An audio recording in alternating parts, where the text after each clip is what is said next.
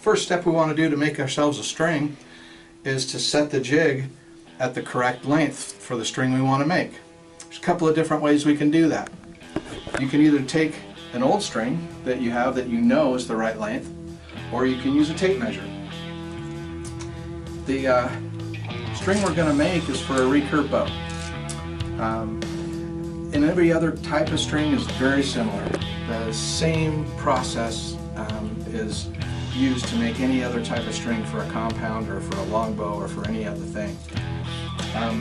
The formula for making a string for a recurve or a longbow is to take whatever the bow's length is, and let's say it was a 68-inch bow, and take 3 to 3.5 inches off of that and measure it shorter, 3 to 3.5 inches.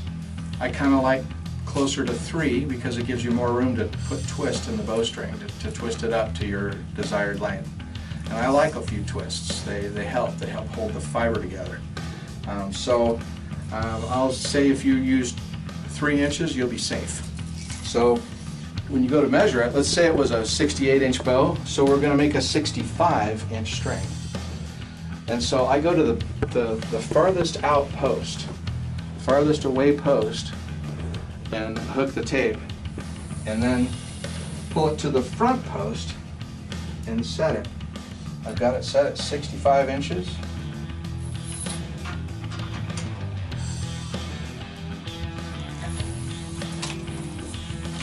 And again, with 2 lockdowns, it's remarkably stable. It has no ability to slip or slide at all. The next thing you want to do is take your favorite fiber.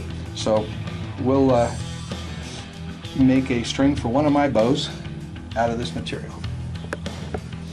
We start on your dominant hand. If you were left-handed, I'd start on the left side of the jig. I'm right-handed, so I'm going to start on the right end of the jig. And I've put the base towards the end of it on purpose so that I have the whole working room of the strut left. And if I was left-handed, I would just do the mirror image. Make a simple, easy, just cheesy knot, and leave yourself about 1 foot of additional material hanging off to work with. Now, while we're sitting here looking at this height that we have here on this post is on purpose. Everything about this jig is completely on purpose.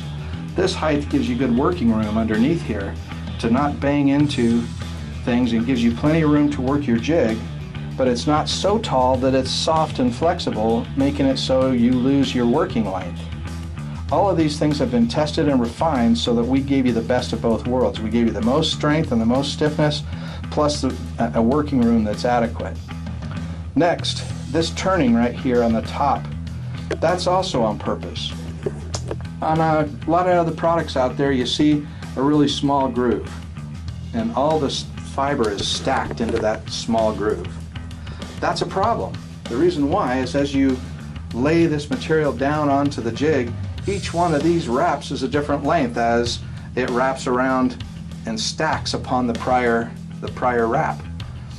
This is tall enough that you can give each wrap its own individual piece of post, and I'll show you how that looks when we put it down.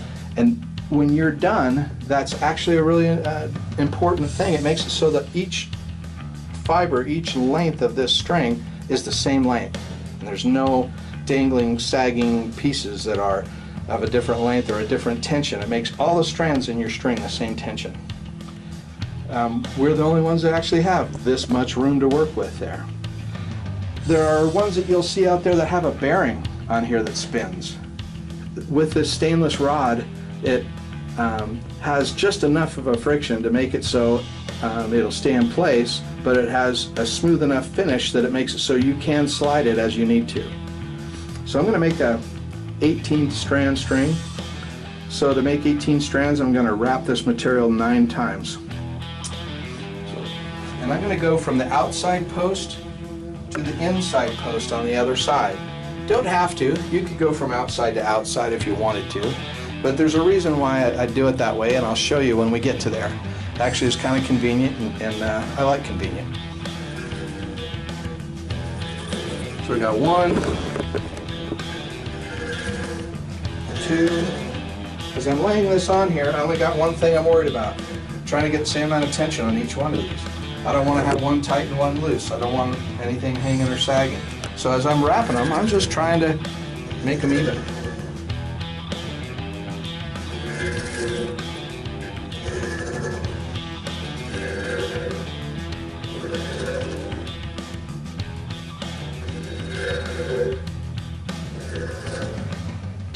All right. So again, I want at least a foot of extra material to work with past that post, so I'm going to cut it, leave myself some extra room. I was talking about the length of that post earlier and the length of that turning, and why that was important. It makes it so each of these strands is the same length. And so the one I cut is still loose. The one that I tied on there, to find the end of it, I'm just going to pull it to the middle. And you'll be able to see it right there in the middle. I'm just going to grab that baby and pull it out. Now I got 2 loose ends. Okay. I'm going to take and turn the end of the jig. And then I'm going to take and moosh those down on top of each other. I'm going to take and put another easy type of knot that I can remove easily. And I'm going to pull it right up against the post so that the post is holding it. I'm going to do that on both ends. Both sides. And that's why I wanted that extra foot. I didn't want to run out of room there and give myself no working room. I'm just going to cut that off and throw it away anyway, but I wanted to have enough there to make it easy. Now if we look at this, I didn't do anything fancy or special to lay that down, and these are all nice and even. There's no hanging, sagging strands. They all look really uniform, and there's value in that once you have a completed string. When there's flex in a jig, as you wrap them, each wrap adds more tension to it, which makes it flex, which makes it shrink up. So your first wraps have a longer strand and your last wraps have a shorter strand. That's a problem. We're really proud of our personal use string jig and think it's one that is very functional and simple, and will make a quality product for you. So the next thing to do is to start putting your serving on. On a recurve bow, the top and bottom loops are not of equal size. The top loop is bigger so that you can unstring the bow, and the bottom loop is small so it doesn't fall off. So I'm going to start by making the top loop, so I'm going to make a bigger top loop. Now you can get technical and measure it and say, you know, I want it to be 3.5 inches for the loop. A lot of people do. I just eyeball it, and I've done it enough that I can eyeball it and get somewhere around 3 to 4 inches, which is plenty fine. And so I just split the strands and pulled the serving material through it. I'm going to lay that over, and we're going to lay down some serving. Do the first couple of wraps by hand to get you started. As you lay down your first couple of wraps, you can feel the tension on the serving tool. I'm going to add a little more.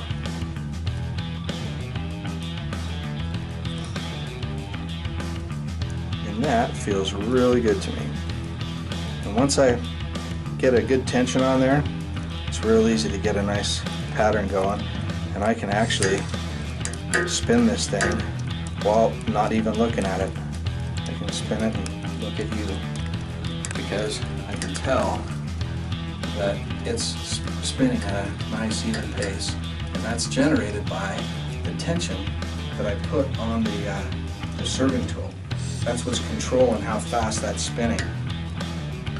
Now I don't really know just how long that is. If I was going to put a tape measure on it, I'd say that was probably 3.25 inches, maybe 3.5.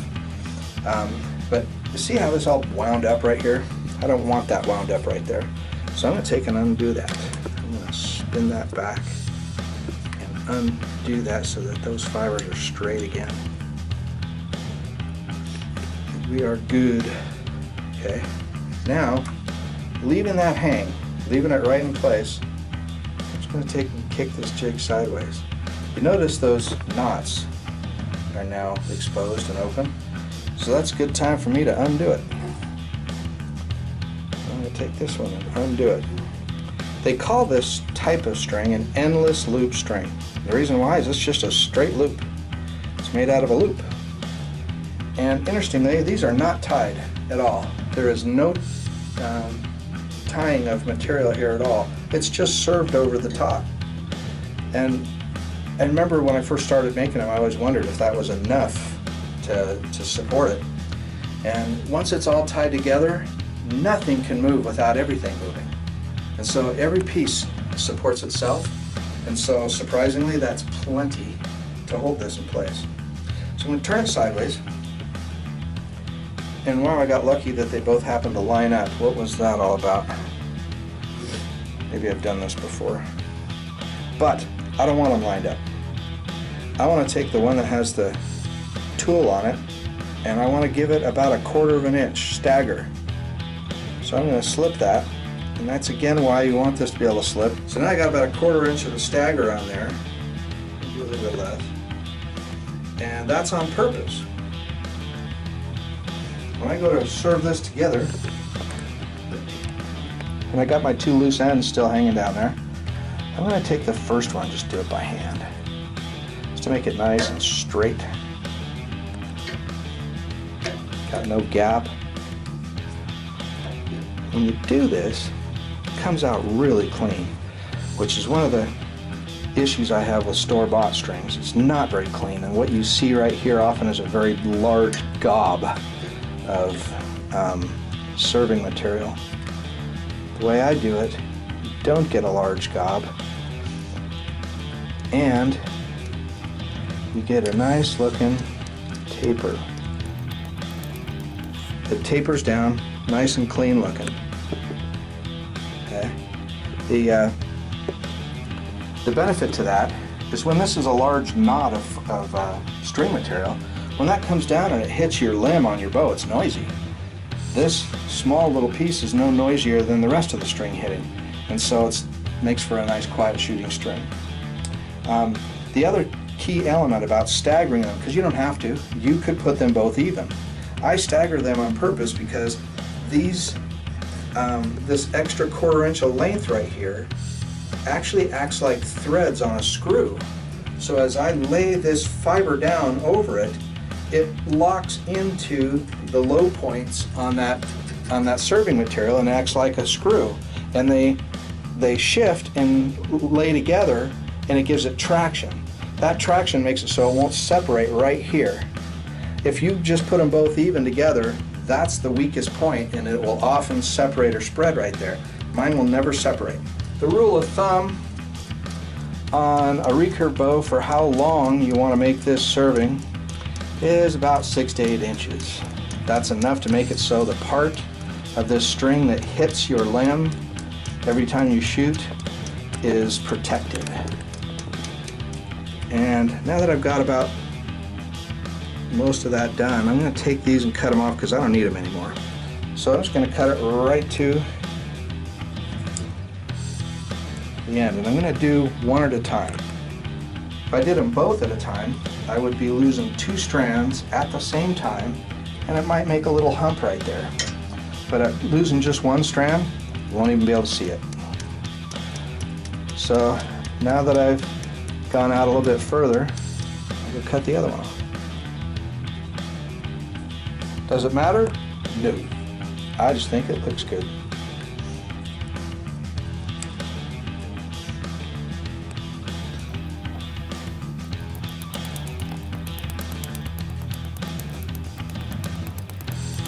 Now, the width, the spacing on this jig is also been tested and played with and massaged and maneuvered to be the most usable and easy to work with. So what do I mean by that? I know that when I get to about the last 2 inches right here, I now am as long as I need to be. And I've got still working room right here for the tool, and I've got as much serving as I need on the top, and I'm going to tie the knot. I'm going to tie that off, okay? And I've got a nice amount of working room. If you make this bigger, it makes it so when you turn the jig sideways, it loads more tension into it. If you make it smaller, you got no working room in here. So this spacing is actually tailored to be the cat's meow for making strings. So what I'm going to do next, I'm going to pull out a chunk of this string, put my hand in the middle of it, lay it over, and I'm going to spin it backwards, starting from the outside, spin it back up the inside, and I'm going to give it about 12 wraps. So there's 1, 2, 3, 4, 5, 6, 7, 8, 9, 10, 11, 12. Then I'm going to pull that back, and I'm just going to lay it across that strand. Okay? This should be perpendicular to the string, so when you go to wrap it, it wraps on there straight. Because if you wrap it crooked, it'll just go crooked. But if you put it on there straight and perpendicular, it'll look nice when you get her done. And I am now, as I'm wrapping this on, by the way, this loop right here, I made it big on purpose. I made it big so I could put my hand in it and work it. If you make it teeny, you have to hold it with your fingertips. By big like that, I can stick my whole paw in there and just grab hold of it and use it and maneuver it around easily with little effort at all. And so as I'm putting that, wrapping it on this end, it's unwrapping on that end. Till you get used to the direction to wrap, I always recommend that you just put a couple of these wraps on. Just do like 2, 1, 2, and look to make sure that as you're putting it on here, it's coming off of there. Because if you put it the other way, if you spin that tool the other way, it'll be putting it on both ends at the same time, okay? You want it to be coming off that end. And we're almost to the end of it.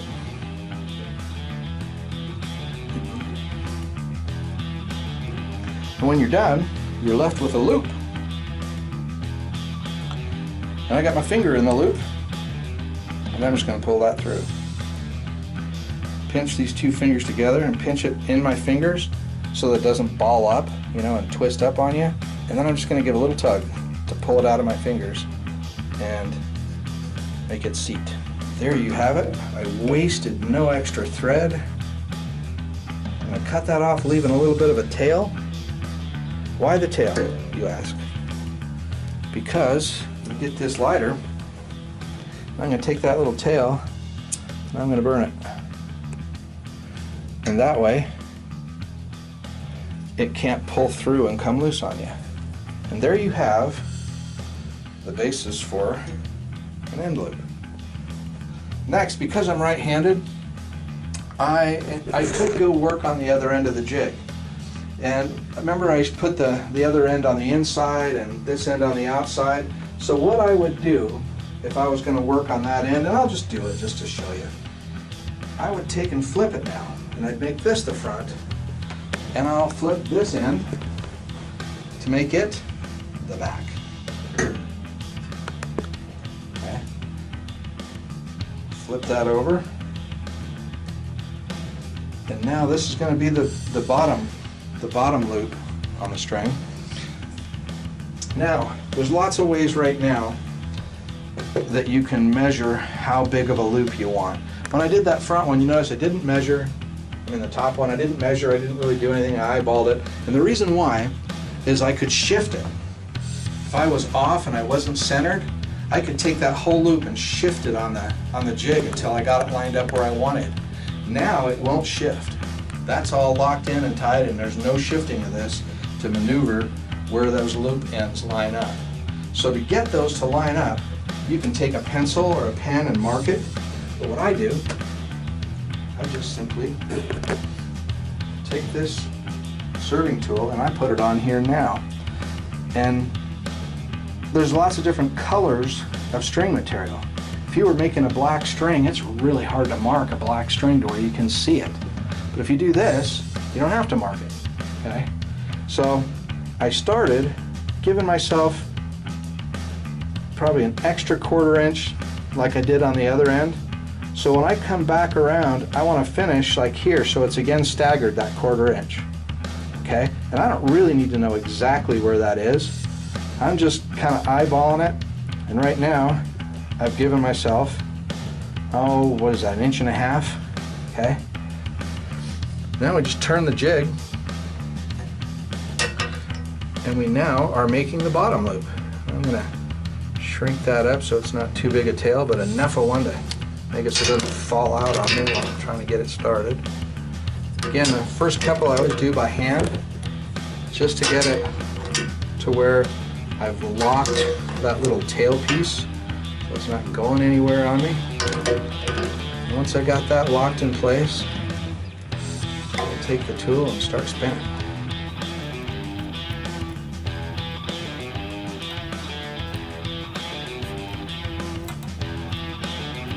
I'm cheating and I'm going a little bit faster. I'm using the weight of that serving tool to spin it multiple times. If I wasn't going to do that, if I was watching TV or something, I would be looking up and I would just be spinning it one at a time, and I'd be feeling for it to come around one at a time. So I don't really know where that's going to line up. I think it's pretty close. I can see that's fairly close and, with my eyeball. And then I'm going to take and undo those twists again. We're in the fiber. Make that straight again. Okay. Now we kick that back. Remember I said I wanted about a 1/4 inch? That looks pretty good. Wow. I think I have done this before.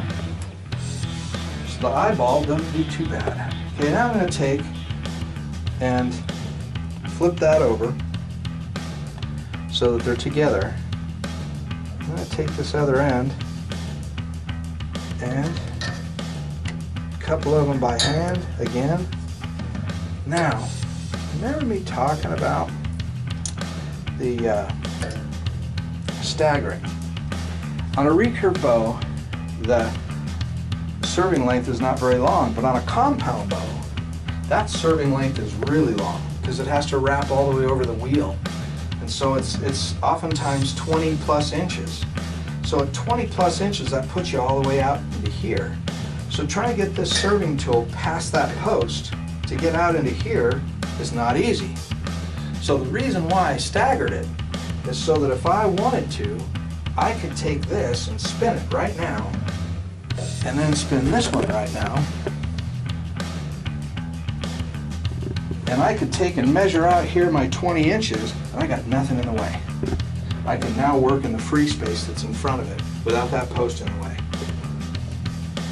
That's why I stagger it. But on a recurve bow, like I said, we don't need that long of a serving.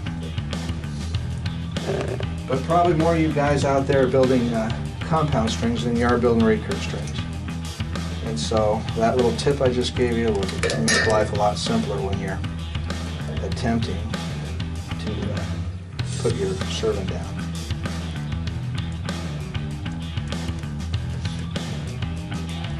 And now that I've lost my reference, I had a reference before with that post in that space. Now that I've lost that, no big deal. Go over here and say this is probably about 7 to 8 inches, I guess. Look at that, they're about 7 a little bit, 7 1/4. So I'm going to just come out here and go 7. And I'll just throw my marker there and say that's how far out I'm going to go. Now I make the two even. Does it matter? No. But we like to look at it. If I was a 1/2 inch off, nobody'd notice.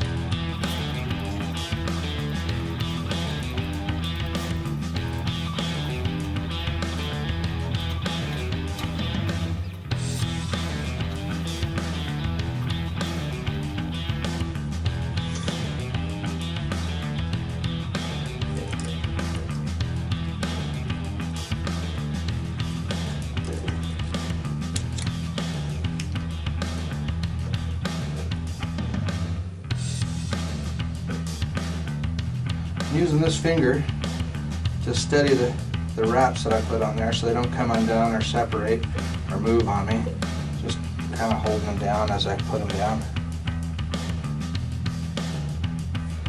I'm done.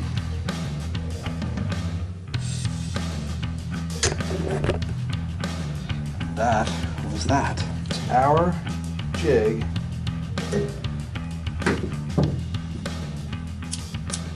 makes it easy to make an absolutely perfect bowstring. What's absolutely perfect about this bowstring is if you look at it, you can see that there is no strands that are loose or low hanging. There's no tight ones. They are all nice and even. And I didn't have to do anything fancy or special to make that possible. Okay? That is incredibly valuable. That makes this string all work like one piece. Whereas if they're all different tensions in there, they all work individually. And they can even work against each other. So, and when I say against each other, that creates friction. They rub against each other.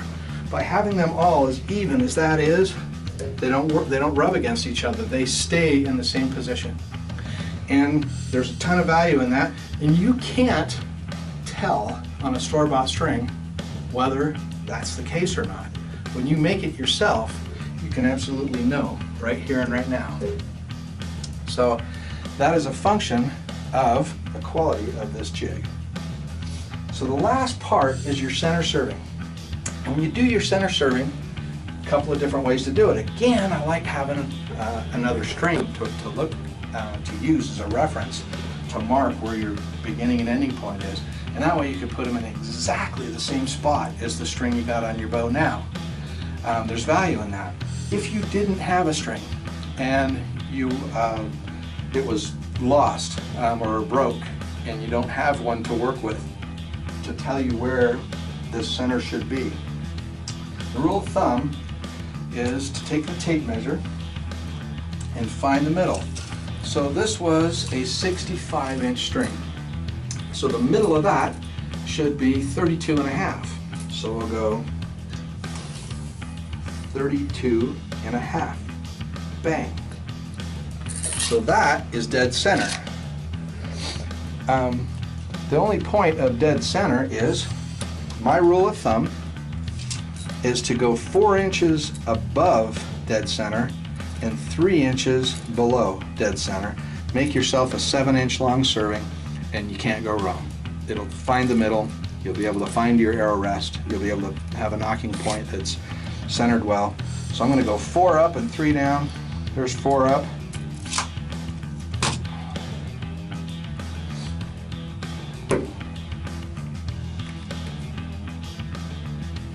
Does it have to be perfect? No.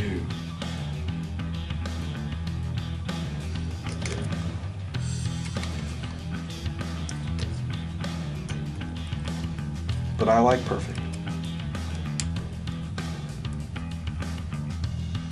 So, starting there, that 3 down thing, it's really just 7 inches. You went 4 up and 3 down, the combination is 7 inches. So we're going to make a 7-inch long serving. So what can we do there? We can take and go 7 inches and go bink, give yourself a marker, and away you go. It doesn't matter what you use for a marker. You could use your lighter, you could use your knife, you could use anything. I just use that tool because I know I'm not going to use that tool again. And we just go 7 inches.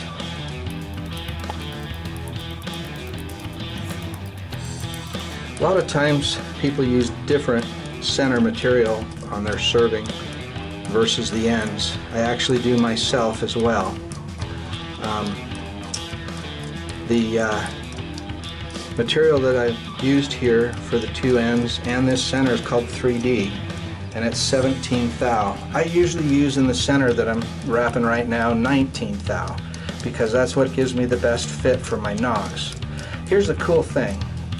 If you bought a string and it was too thick, you pretty much figure out how to make it work and you live with it because you're not going to go buy another one. But if you make your own, there's nothing to cutting this serving off and putting a 19 thou or a 21 thou or whatever on this to change it till your knock fits absolutely perfect, till it snaps on and doesn't fall off, but isn't so tight that you have to yank it off of there. And if you had a store-bought one, it's really tough to make that adjustment because you're not going to play much with it. But if you made your own, there is nothing to make an adjustments in it. Now, I made this 18 strands because I make all of my strings for my setup at 18 strands. But if I was a kid and a lighter poundage bow, I'd probably only go 16 strands here. Don't need 18. It's just a bunch of dead weight that's unnecessary. 16 is more than plenty to give you a little bit more speed. So now that I got 2 less strands in here, I'm probably gonna have to go a little bit thicker in this thread here in the center to make your arrow fit on there the same. Okay? And you literally can play up and down and back and forth with all that to come up with a perfect combination. The other thing that's interesting, as you add strands to a string and you add more strands to it, if you went from 18 up to 20, that makes the string heavier, makes your arrow act stiff. If you went down to 16, it makes the arrow act weaker. So you can play with that and use your string to help tune the arrow that you have. And if you are store buying them, that option's not available to you. Your arrow has to be perfect and you just got to deal with it. But by making them yourself, it opens a whole new world of tuning opportunity for you. So we'll tie that knot, we'll put it on our bow and see how we did. 12 to 15 wraps is plenty. I've been doing 12 just for the sake of saving camera time. I often use 15. But we'll just go 1, 2, 3, 4, 5, 6, 7, 8, 9, 10, 11, 12. 12's enough. 15's nice. 30's overkill. You want to have to do this 30 times.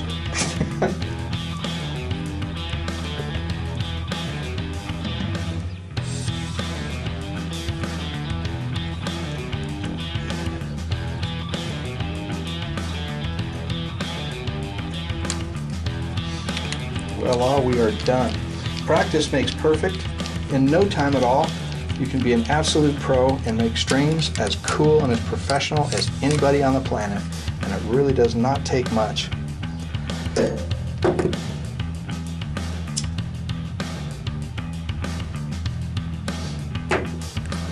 Let's put this on a bow and see what it looks like. All right, so we take that larger loop, slide it over the top one and slide it down onto it. Now, so I'm going to put a few twists in this baby. I don't like them straight like that. The reason why I don't, I saw on high-speed film a string that had no twists in it, and as you let go of the string and it was coming in, the air going through it parachuted it open. And it's really hard to have that duplicate and be exact the same every time. By twisting it together, it won't parachute open on you. So I'm going to put a few twists in this. Now, which direction do you twist it? The way I do that,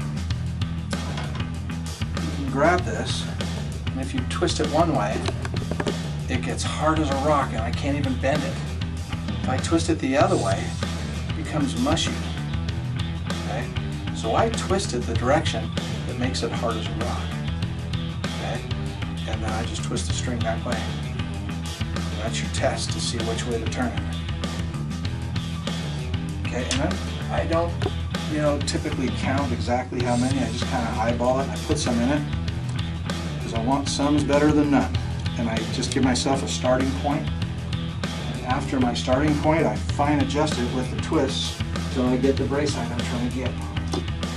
So here we have a formula F4. And I'm looking at that, thinking that looks pretty good. I'm going to guess that I got about 8 7/8 of brace height right there. So guess just by eyeballing it. And interesting thing, you can see the twist doesn't even look as dramatic as it did when I first put it down. It's evened itself out across the length of this string, and it's not that many twists suddenly. How many is good? At least 15.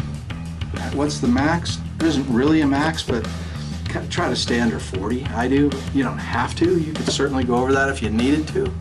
But I like that range because that makes it so the string stays put through a day's shooting. You put too much in it and it's a little softer and spongier, and you might have to adjust it during the course of a day. If you don't have enough, it does that parachuting effect I was talking about.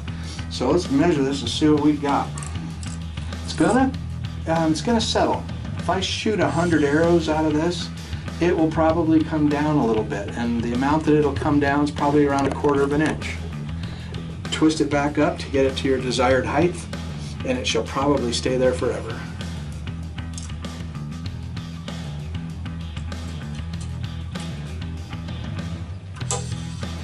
So with that on there, we're sitting right at 9 inches. Eyeballing it, I was 1/8 of an inch off. After shooting this, it's probably going to come down to about right there, which is right in the wheelhouse for me. There you have it. The last part of making the string is putting your docking points on here to locate where you're going to have your arrow. But that is ready to go.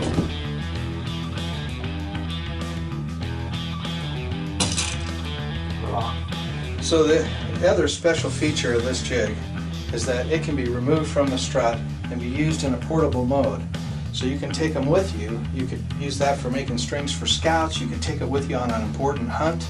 You could take it with you to a tournament that you traveled halfway across the states to do, to make it so if something were to happen that was, you know, an accident of some sort, you're not done. You can whip one out and whip one together and be back in business in no time at all. And all we did was take the jig itself off of the strut and clamp it to this table. It's just clamped there, it's solid. And it's got plenty of support to make yourself a nice string. So once we've gotten the process of making a string down, making any other kind of string is really just a duplication of the same thing over and over again. There are some cool tricks and some things I can show you for making split bus cables on a compound bow, multiple colors if you desire, and coming soon we'll do some more playing and show you some more tricks and toys so that you can wind up making a professional looking harness on your compound bow as well.